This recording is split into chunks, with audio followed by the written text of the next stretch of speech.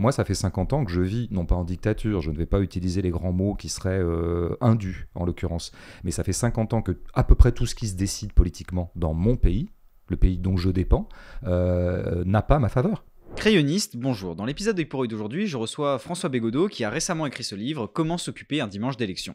Dedans, on revient sur l'abstention, car pour François Bégodeau, aujourd'hui, le vote n'est plus utile. Avec lui, je suis donc revenu sur l'abstention et sur la vision politique qu'il a aujourd'hui. À titre personnel, j'ai toujours considéré que voter faisait partie intégrante de notre démocratie, et François Bégodeau, avec sa vision de l'abstention, m'a fait réfléchir justement sur la nécessité de mon vote. Dans tous les cas, c'est vraiment un livre que je vous conseille. Et vous, est-ce que vous votez à chaque élection? Est-ce que vous pensez que le vote est utile et nécessaire? Donnez-moi votre avis en commentaire, ça m'intéresse. J'espère que cette vidéo vous plaira. Si c'est le cas, n'hésitez pas à laisser un j'aime, à mettre un commentaire, c'est important pour le référencement, et à vous abonner en activant la petite cloche pour être notifié lorsqu'une prochaine vidéo sortira.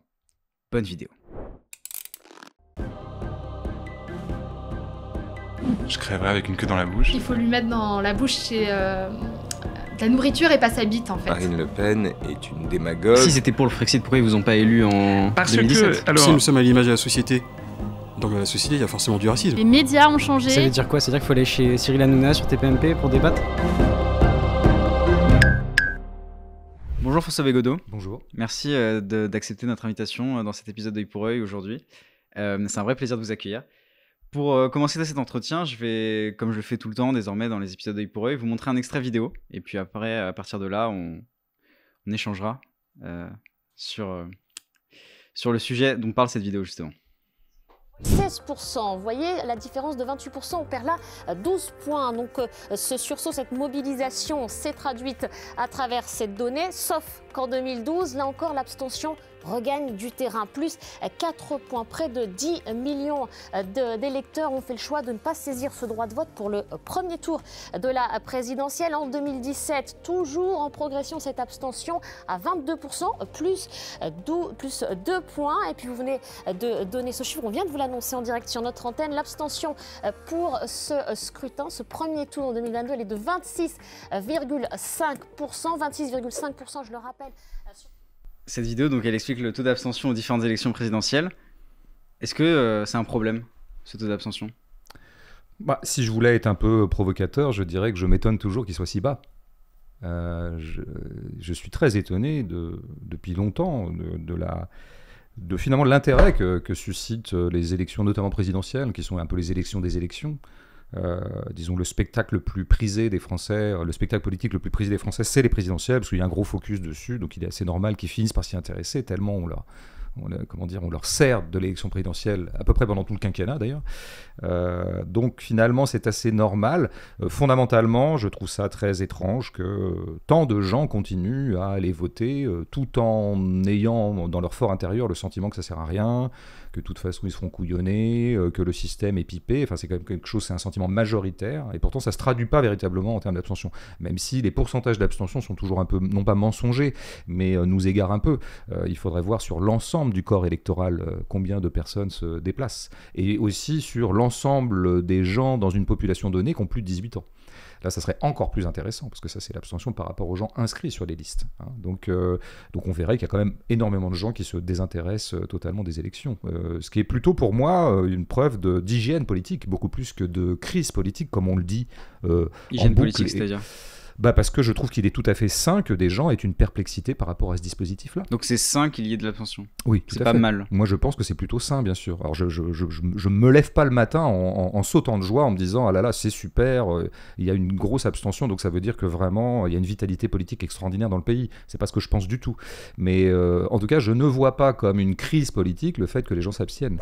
D'ailleurs, j'en veux pour preuve tout un tas de gens qui s'abstiennent, dont je suis, qui s'abstiennent non pas par désintérêt pour la politique, mais au contraire par haute idée qu'ils se font de la politique. Et c'est précisément parce qu'ils en ont une haute idée que le spectacle extrêmement vil et bas que produit le dispositif électoral, et notamment l'élection présidentielle, leur paraît indigne de cette haute idée de la politique. C'est votre cas? Oui, c'est totalement mon cas. C'est exactement la raison qui me fait que je ne me déplace pas quand il est question d'aller voter. Dans l'abstention, c'est justement tout le sujet de votre livre « Comment s'occuper un dimanche d'élection » que vous avez sorti récemment. Dedans, vous commencez par faire le constat qu'aujourd'hui, le plus important, c'est l'opinion plutôt que l'action. Est-ce que les élections, c'est pas aussi justement le moment de montrer qu'on veut qu'il y ait des actions qui soient mises en place? Ce que je pose surtout, c'est l'expression et l'action. Et je crois que dans nos contrées autoproclamées démocratiques, on a un petit peu oublié ce qu'était substantiellement la démocratie. On a fini par créer un amalgame entre la liberté relative qu'on a en France, effectivement, de s'exprimer. Et d'ailleurs, quand on vote, on s'exprime, on donne une voix. La voix, c'est ce qui s'exprime. Et donc, un amalgame s'est fait entre expression et démocratie. Là où il y a liberté d'expression, là où il y a possibilité de s'exprimer, eh bien, il y aurait démocratie. Mais c'est absolument pas ça, la démocratie. La démocratie, c'est la capacité des gens à agir sur leur propre destin. Donc on ne vit pas en démocratie selon vous en France? Au sens strict de démocratie, non, absolument pas, bien sûr que non. Personne n'a la capacité d'agir sur son propre destin ici? Écoutez, moi par exemple dans mon cas, regardez, moi je suis un citoyen pourtant très bien intégré, je suis un blanc hétérosexuel, j'ai 50 ans et je suis dans la petite bourgeoisie, voire même une bourgeoisie plus haute. Donc je suis parfaitement central. Moi ça fait 50 ans que je vis, non pas en dictature, je ne vais pas utiliser les grands mots qui seraient indus en l'occurrence, mais ça fait 50 ans que à peu près tout ce qui se décide politiquement dans mon pays, le pays dont je dépends, n'a pas ma faveur. Moi, j'ai vu énormément de réformes avoir lieu, ou de lois être promulguées, ou de décrets être lancés par tel ou tel gouvernement, qui n'avaient pas ma faveur. Moi, je le vis fondamentalement avec une sorte d'impuissance politique qui consiste à subir, dans 95% des cas, tout ce qui se fait politiquement. Est-ce que c'est pas le jeu de la démocratie, que la majorité décide pour ceux qui ne sont pas forcément d'accord? Oui, mais je pense que la démocratie a finalement peu à voir avec cette espèce de petite comptabilité d'apothicaire qui ferait que d'un seul coup, sous prétexte que j'ai 51 voix plutôt que 49 sur 100 votants, admettons, ça me donne raison.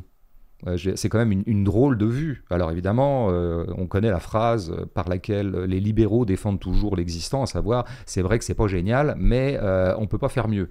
C'est-à-dire que tout est pire que ça, et donc la démocratie est le pire des régimes à l'exclusion de tous les autres, selon la grande expression très connue, qui montre bien que finalement il est très difficile de défendre affirmativement et positivement ce système. Puisque précisément ce n'est pas de la démocratie au sens puissant du terme, c'est une sorte de pis-aller. La majorité, c'est le système qu'on se donne à partir du moment où nous sommes en déficit démocratique. Par ailleurs, il arrive que des minorités portent en elles une sorte de vérité. Cette vérité n'est jamais entendue, puisqu'ils sont des minorités. À la page 25 de votre livre, vous dites, j'ai surligné la phrase. C'est une preuve de lecture. Exactement. Je crois qu'on a connu des journalistes qui faisaient exprès de surligner les dernières pages pour faire croire à l'invité qu'ils avaient lu. Alors non, moi c'est l'inverse. J'ai surligné le début, mais la fin je l'ai pas surligné pour le coup. Parce que vous n'êtes pas pro. Vous n'êtes pas encore assez manipulateur. C'est pour ça, mais ça viendra très certainement. À la page 25, donc vous dites l'élection réduit la citoyenneté à l'expression et cette expression ne dit rien. Est-ce que ça veut dire qu'il ne faut plus d'élus? Alors ça, on va pas aller trop vite en besogne, j'essaie déjà d'expliquer cet aspect-là. Je disais que la démocratie n'avait pas grand-chose à voir avec le pouvoir de s'exprimer, s'il n'est pas suivi des faits, donc c'est plutôt le pouvoir d'agir, la démocratie. Et il se trouve que non seulement le vote aux élections réduit l'exercice démocratique à l'expression, mais qu'en plus c'est une pauvre expression. C'est une très pauvre expression, puisqu'il s'agit quand même, en quoi consiste la voix que je vais exprimer, que je vais faire entendre, eh bien en un patronyme. Alors, je parle des élections présidentielles, mais c'est souvent ça. Je vote pour quelqu'un. Parfois une liste de gens, une liste de patronymes, mais parfois un seul patronyme. Donc je vote Pécresse. C'est un patronyme. Qu'est-ce que ça exprime quand je mets Pécresse dans les idées, le programme qu'elle a derrière? Vous savez bien que non, parce qu'en fait, il y a plusieurs façons de voter Pécresse. On sait bien que telle personne va voter Pécresse parce que c'est une femme. Je pense que ça a eu lieu. Il y a des gens qui ont voté Pécresse pour ça. Ce qui n'est pas d'ailleurs une motivation totalement indigne, je trouve. C'est pas plus con qu'autre chose. Puis il y en a d'autres qui vont dire parce qu'elle veut absolument maintenir la retraite à 62 ans et en fait la faire passer à 65, parce qu'elle a parlé de séparatisme et de sécessionnisme et qu'elle n'a pas l'air complètement fâchée avec l'idée de grand remplacement. Voilà, il y a 1000 façons de le faire. Et mon bulletin ne dit absolument pas le détail singulier de ma pensée au moment où je mets le bulletin. Est-ce que, du coup, ça revenait à ma question initiale avec cette phrase que vous avez écrite, c'est est-ce qu'il faudrait abattre ce système? Arrêter de faire des élections? Arrêter d'avoir des élus? Abattre ce système est une rhétorique qui est proche de celle de Juan Branco, dont je crois un des livres s'appelle « Abattre l'ennemi ». Donc ce n'est pas la mienne, parce que j'essaie d'être sérieux quand je parle. Donc abattre le système veut tout et rien dire. D'abord, la notion de système est une notion que je ne manipule pas. Pour moi, il y a une société. Dans cette société, il y a des rapports de force, il y a des dominants, et c'est eux qui ont la main. Voilà. Et il faudrait désigner les dominants véritablement. C'est qui? Voilà. Qu'est-ce que c'est? Pour moi, c'est le pouvoir économique. C'est ceux qui ont le capital. Voilà, là-dessus, je suis très classique et très orthodoxe. Donc, il n'y a pas la société, qu'il faudrait le système ou ceci. Il y a une classe dominante qui a les clés, qui a les leviers, et avec laquelle il faut engager un rapport de force, de sorte qu'elle soit un peu moins, disons, confort pour, en gros, déglinguer les rapports sociaux, les protections sociales, et au passage aussi les sols, le vivant, la biodiversité. Et donc, selon... Voilà ce qu'il faut faire. Voilà, ça c'est l'horizon. J'allais dire, selon vous, ce capital, ces personnes qui possèdent le capital, ont tout intérêt à ce que ce système électoral tel qu'il est continue? Oui, c'est un petit peu le cœur de mon livre.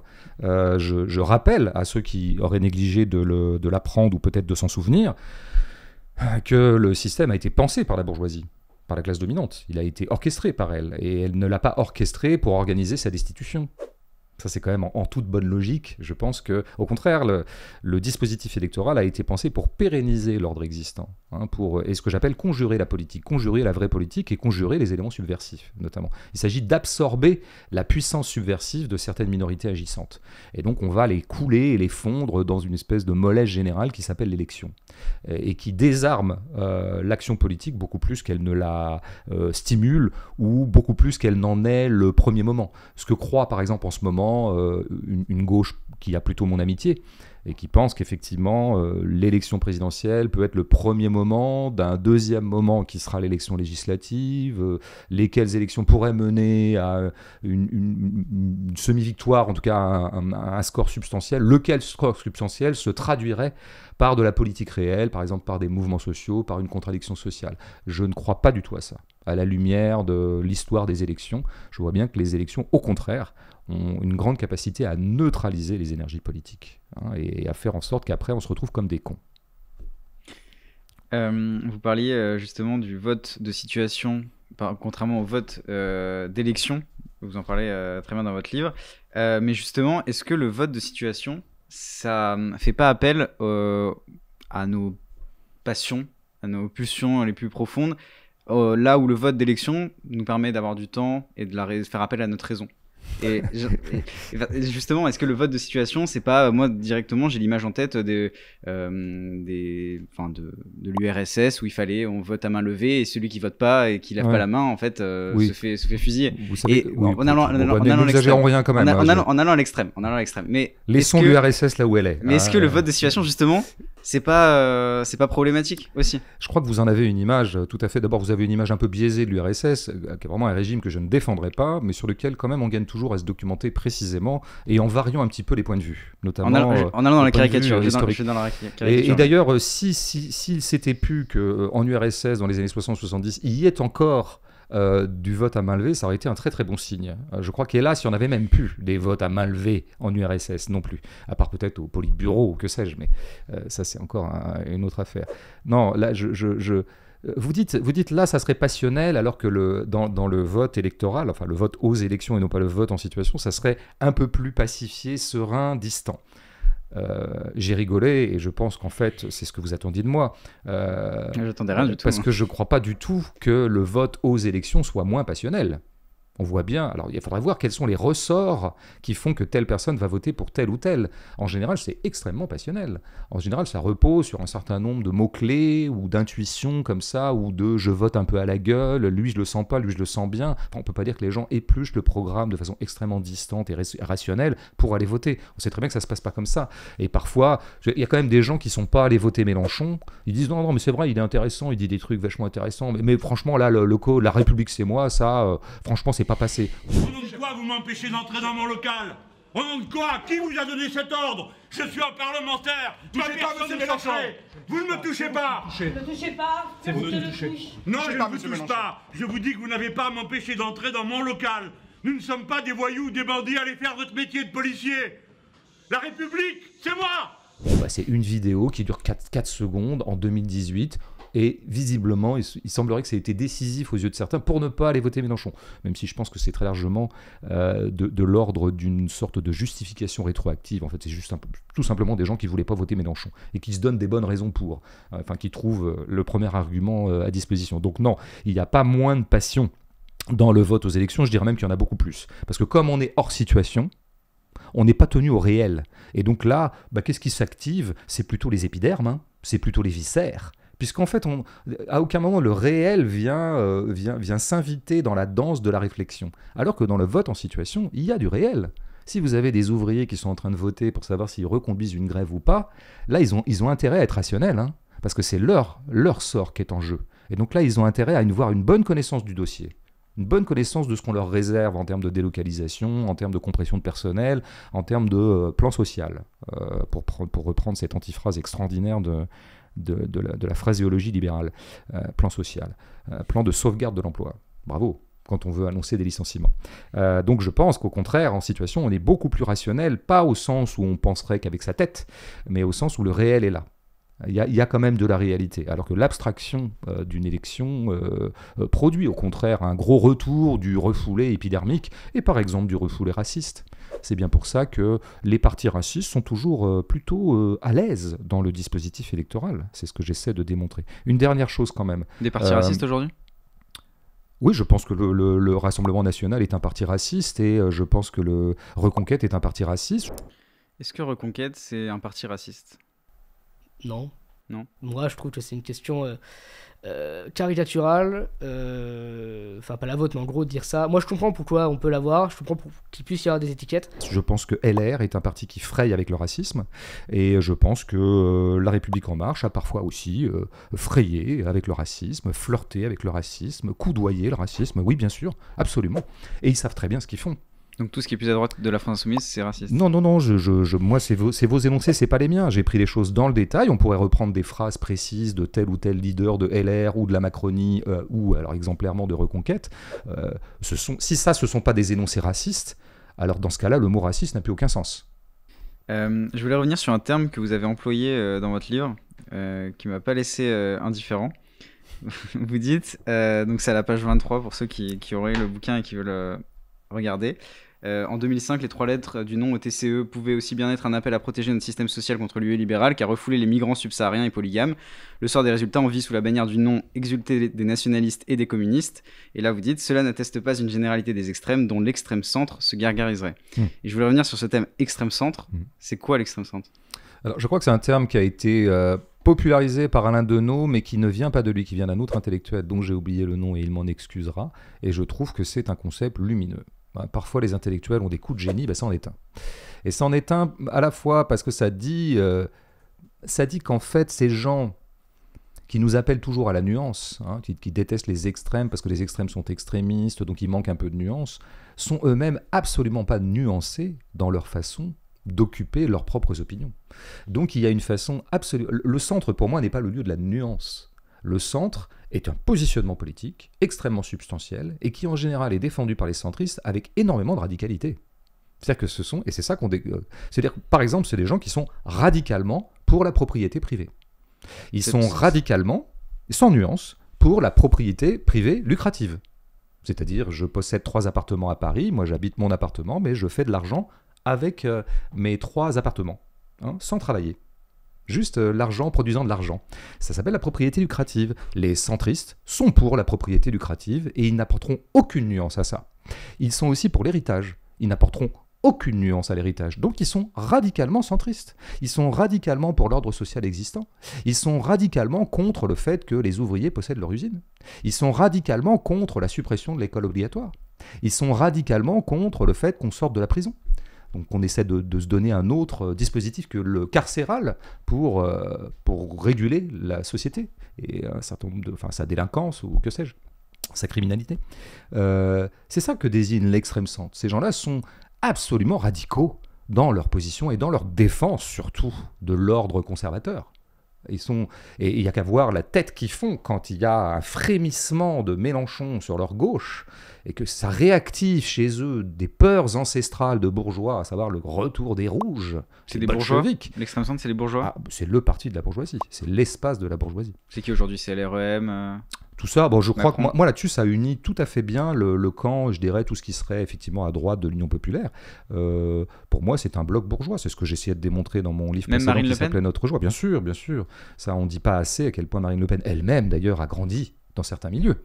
C'est une bourgeoise, elle a grandi comme une bourgeoise. Ceux qui votent pour elle ne sont pas forcément des bourgeois. Ah, tout à fait, mais ça, c'est autre chose. Mais en tout cas, ce que je constate, c'est quand dans le programme même, dans l'imaginaire politique de Marine Le Pen et de ses acolytes, dans le camp qu'elle incarne, il n'y a aucune remise en question de l'ordre bourgeois. Aucune. Aucune. Et les gens qui disent qu'elle a un programme social de gauche sont des imbéciles ou des escrocs. Par exemple, quand elle met en avant le pouvoir d'achat n'est pas du tout une notion de gauche. Il faut quand même le rappeler. Le pouvoir d'achat, c'est dire les gens, d'abord dire que le pouvoir d'achat, mais quand on est vraiment de gauche, on n'a pas envie que les gens, moi j'ai pas du tout envie que les gens aient plus de pouvoir d'achat en fait. Vous voulez quoi alors? Parce que acheter c'est consommer, et consommer c'est polluer. Donc plus de consommation? J'ai pas dit plus de consommation, soyez pas bêtes. Hein. J'ai pas dit ça. Mais qu'il faudrait tendre à moins de consommation. Donc le pouvoir d'achat, on voit bien ce que ça peut vouloir dire comme ça, anecdotiquement. Bien sûr que moi, je suis pour que les gens puissent finir les fins de mois, s'ils peuvent peu bouffer, qu'ils puissent un peu bouffer, qu'on essaie un petit peu de les aider. Mais ça, c'est pas un programme de gauche. Ça ne touche pas à la structure fondamentale de la production, de la consommation et au rapport de force. Donc arrêtons de dire que Marine Le Pen a quelques, points de programme que ce soit, qui soient de gauche, c'est faux.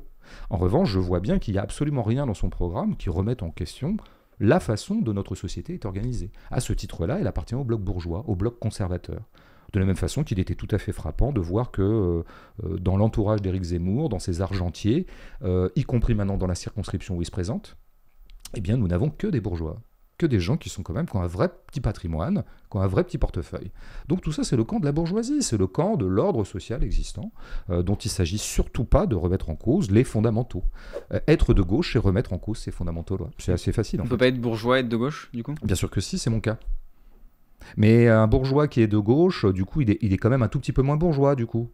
Hein, on peut dire que c'est un bourgeois contrarié, ou c'est un bourgeois qui pense contre lui-même. Moi, je suis patrimonialement bourgeois. Et confortablement bourgeois. Mais c'est une contradiction il y aurait quelques... interne, on se dit... La preuve que non. Il n'y a pas de contradiction dans la vie. Dans la vie, il n'y a jamais de contradiction. Du coup, vous allez quand même contre vos intérêts, parce que si on abolit une sorte de bourgeoisie, vous serez...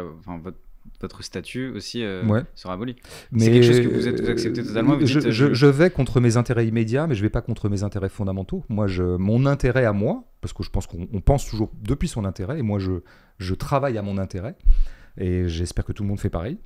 C'est très très sain de travailler à son propre intérêt. Il y a des intérêts ponctuels, à savoir effectivement si on met en place une redistribution plus radicale des richesses, je perdrai de l'argent. Donc ça serait contre mes intérêts immédiats. Mon intérêt plus fondamental, plus profond, et j'ai très très envie d'être témoin de cette grande redistribution et de cette grande réorganisation. Et c'est avec bon cœur que je me déposséderai d'un certain nombre de choses, dans la mesure où ce sera le gage d'une réorganisation qui me procurera de la joie. Et c'est là que je retrouve mon intérêt. Moi, j'ai très très envie de ça.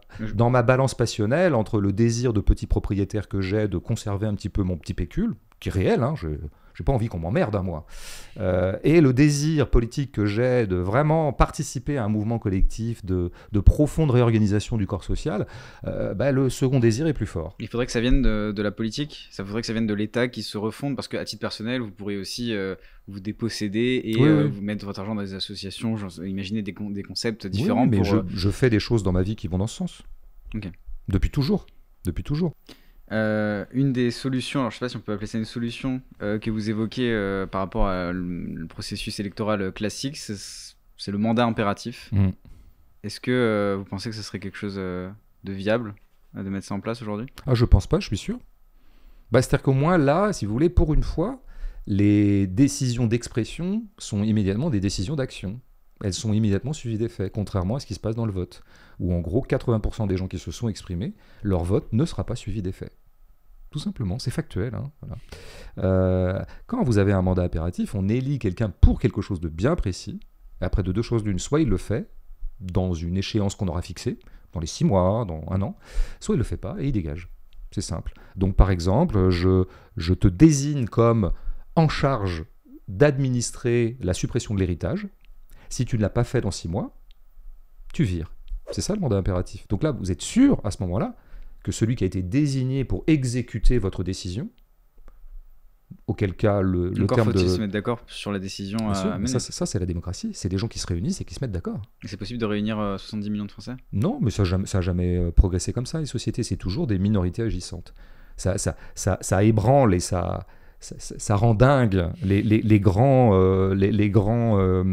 amis de la démocratie majoritaire d'entendre ça. Mais il faut regarder comment ça se passe. D'ailleurs, nous avons au pouvoir depuis 200 ans, et avec une certaine intensité en France depuis 5 ans, une minorité agissante. Qui? La bourgeoisie. Elle est minoritaire quantitativement. D'ailleurs, elle est très majoritairement détestée. Mais comme elle est donc minoritaire quantitativement, mais simplement elle a beaucoup de patrimoine, elle a beaucoup de leviers de pouvoir, elle a une grande, je dirais, expérience du pouvoir, qui confine maintenant à un savoir-faire de la préservation du pouvoir.